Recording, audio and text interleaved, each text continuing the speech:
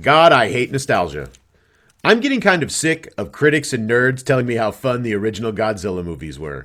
No, you believe they were fun because you were told by stand-up comics and Mystery Science Theater. By the way, without commentary during Godzilla vs. anybody, could you really watch that shit? Nostalgia is the force that Hollywood and the internet use to sell you, the Generation Xer and older, shit. Like me, 40-year-olds. It gets you to remember when you were young, and how great that was to be young, and how great the things you used to be into when you were young were. I hate nostalgia. It makes me puke. It's a cheap, easy way to entertain you, but not in any real or meaningful fashion.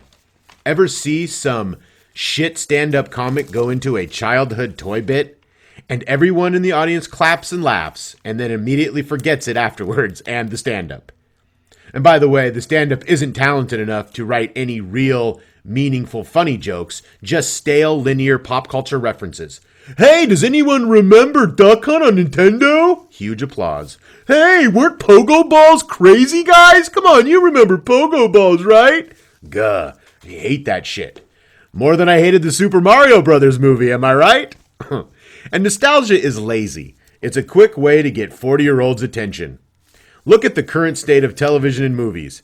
They're all comic book reboots and old shows and movies. Even my beloved Mystery Science Theater 3000 is being rebooted simply because there is money to be made. And Joel Hodgson's got to eat, right? When we get stuck with nothing but regurgitations of the past, we live in the past. You know, a better time. And we fail to be present. Now, I know what you're saying. Jesus, Jason, don't watch. But that's silly, because even if I don't, the masses do. And I don't believe disconnection from your culture, no matter how shit it is a good thing. I instead choose to criticize and belittle it. But seriously, nostalgia is as cynical and as gross as advertising gets.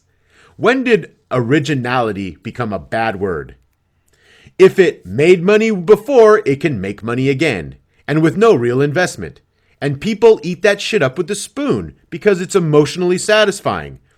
But essentially, it's like junk food, and it leaves you empty and hollow. And you need more and more and more and more. And now all you're left with is superhero movies, CGI cartoons, and every stand-up comic doing a bit about what it was like before cell phones.